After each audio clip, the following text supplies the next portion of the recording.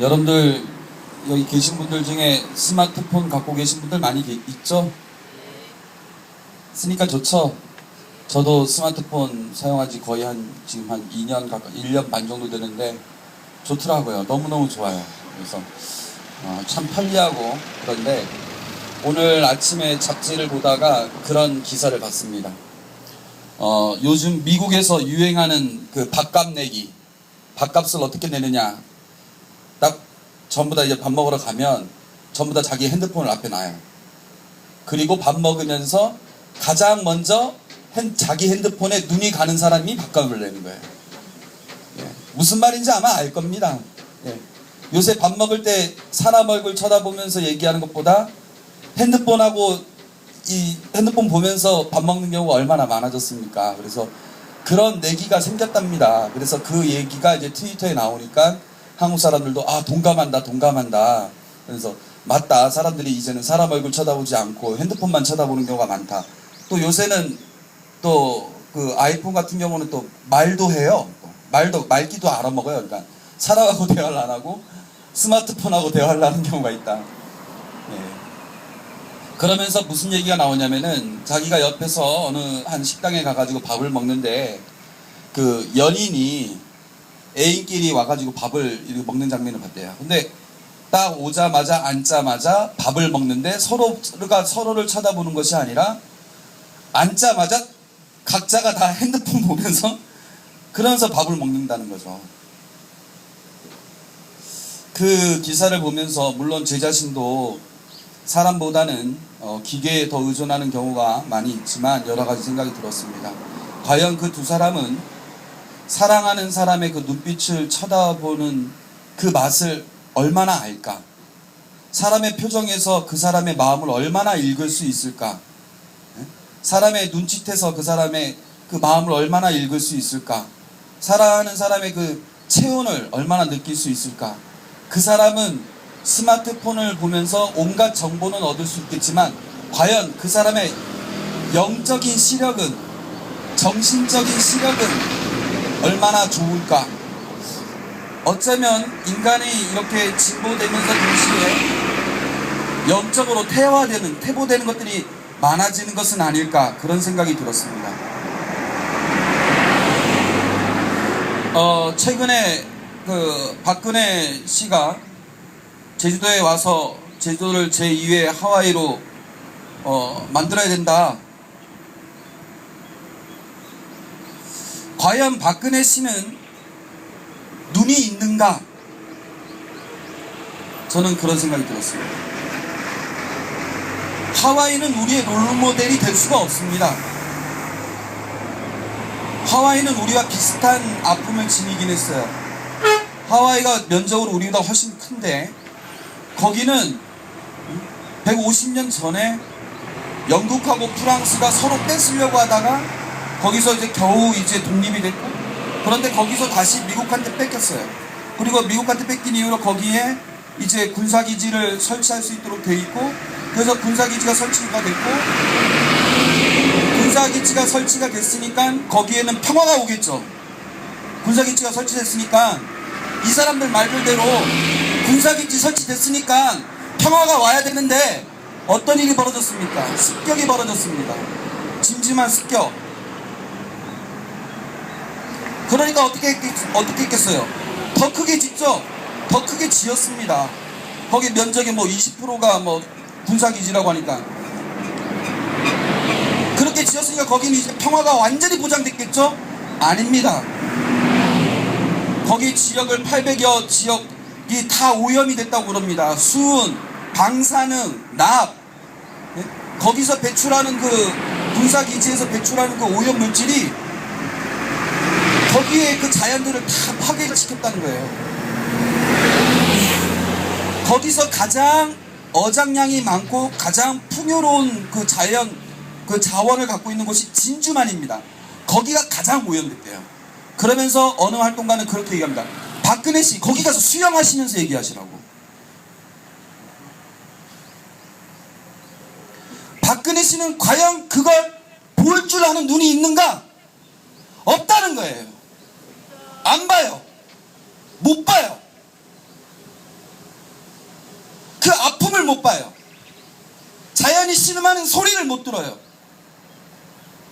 경제? 거기 군사기지 근처에 있는 땅값이 제일 싸다고 합니다. 왜? 매춘이 많으니까, 범죄가 많으니까, 그 매춘으로 인해, 범죄로 인해 사람들이 얼마나 고통받고 있는지 몰라요. 그 사람의 시력은 과연 무엇입니까? 제주도를 그렇게 하자고요? 제주도가 그렇게 만만합니까? 하와이는 우리의 롤모델이 될 수 없습니다.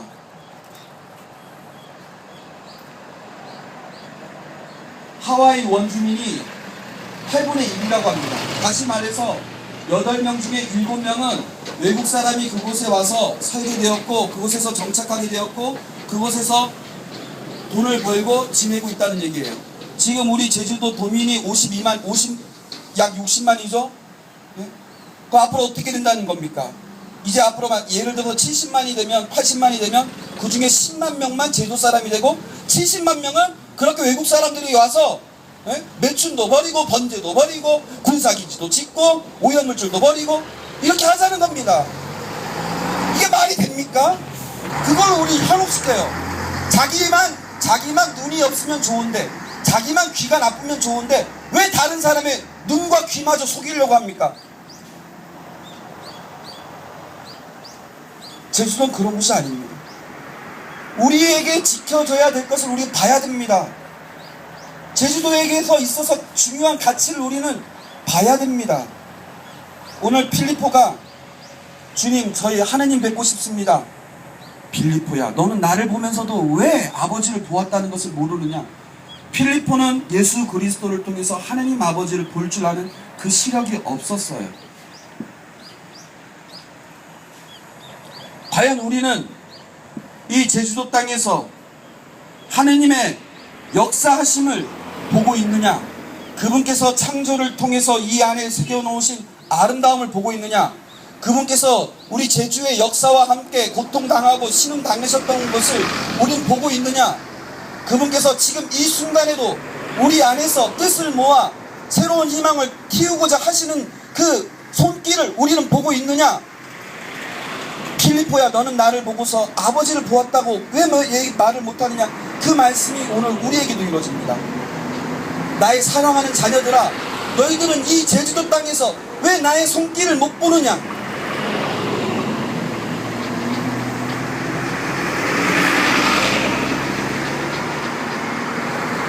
강정마을 안에서 무엇을 보고 있는지가 중요합니다. 힘의 논리로, 경제적인 논리로 강정마을을 보아서는 안 됩니다. 왜? 강정마을은 힘의 논리, 경제적인 논리가 통할 수가 없기 때문입니다. 말도 안 되는 그 논리를 가지고 얘기할 수 있는 곳이 아닙니다. 이곳에 있는 소중한 가치를 바라봐야 되는 것이죠. 오늘 저는 이렇게 빨간 영대를 했어요. 왜 빨간 영대를 했겠습니까? 사도축일에는 빨간 영대를 해요. 왜 빨간 영대를 할까요? 빨간색은 피를 상징하기 때문입니다. 이게 무슨 피입니까? 이 사도가 흘린 피입니다. 이 사도가 왜 피 흘렸습니까? 예, 여러분들도 아시다시피 박해받았기 때문입니다. 약했기 때문입니다. 싸울 줄 몰랐기 때문입니다. 당할 줄만 알았기 때문입니다. 그럼에도 불구하고 뜻을 굽히지 않았기 때문에 흘렸던 피입니다. 우리는 저 사람들보다도 우리 싸움도 못해요. 우린 약해요. 맞아요. 우리 몰명져요. 여러분들 주먹 하나에 우리 나가 떨어져요. 우리는 아무것도 아니에요. 그래, 우리 이런 피를 흘릴 겁니다. 왜? 우리 뜻을 굽히지 않을 거기 때문에. 아멘. 웃기죠? 저희는 당신이 우습습니다.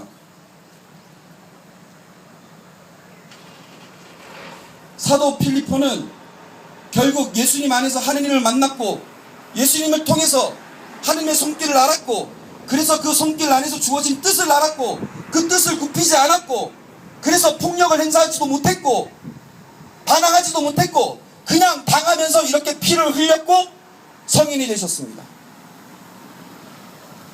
저도 마찬가지입니다. 여기 있는 이 젊은 사람들, 아까 왔다 갔었던 그 젊은 학생들, 여기 계신 나이 많으신 어른들, 우리 사제들, 우리 수녀님들, 무슨 빽이 있고 무슨 힘이 있겠습니까? 그러나 단 한 가지, 뜻은 굽히지 않습니다. 왜?